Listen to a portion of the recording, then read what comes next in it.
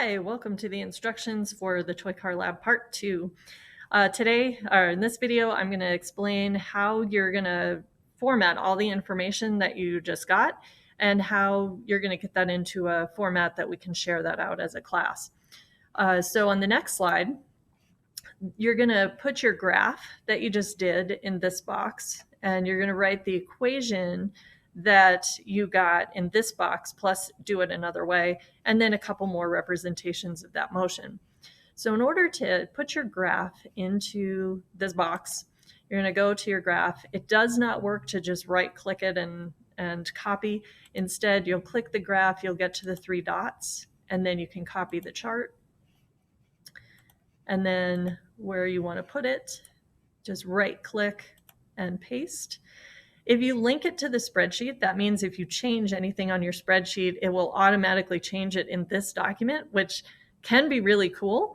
But it also can be really bad because if you delete that other document, then it deletes it here too. So I always paste unlinked so that nothing bad happens. It's finished. So there we go. There is our graph. The next thing we're going to do is write our equation. So you're going to need to insert a text box. So in order to do that, we click here and then make the text box, and then we can type it in. Now, I don't know about you, but I can't read that little teeny thing. So I'm going to go back to my graph and type that in. It thinks that I'm trying to make a sentence. So looking at my graph, y equals 29.1x minus 4 or 0.464 is what I've got on this. Whoops.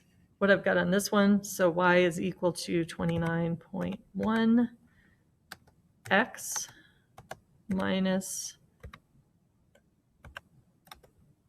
0.464, and we're good. And I'm going to change that to a lowercase y because it's not a sentence. And then we're going to do this again. We're going to write it another way. I'm going to make it a little bit bigger just because that way we can see it a little bit better. And then I'm going to copy it. You can also do Control-C to copy. That is up to you. Now what I'm going to do is write this for my graph.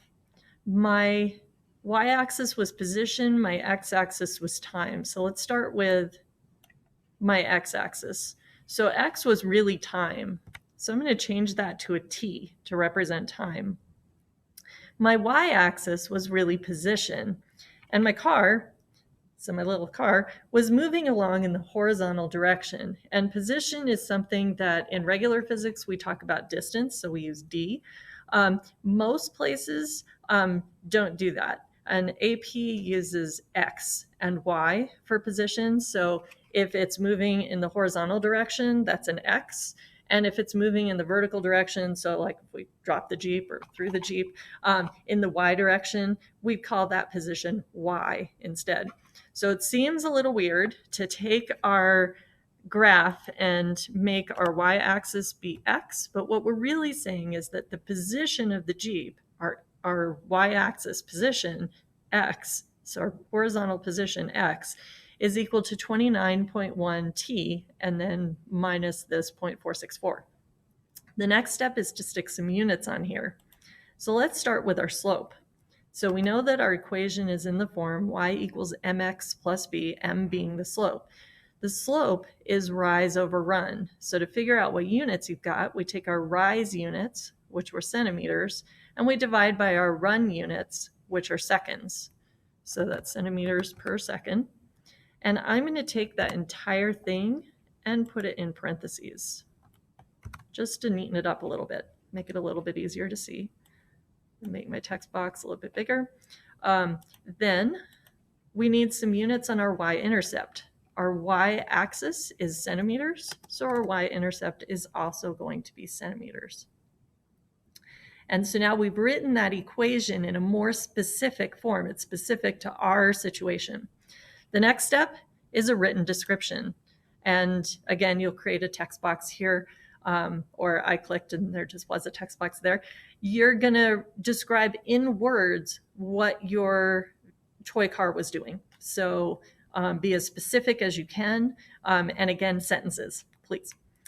And then the last one here is where you can get creative. This is another representation of your choice. So you get to decide, how do I want to show and explain this motion? You could draw a picture. So you can insert a shape. I'm going to do box.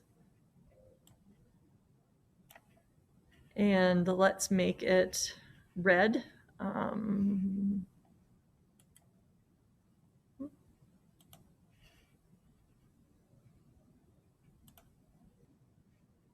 make it red.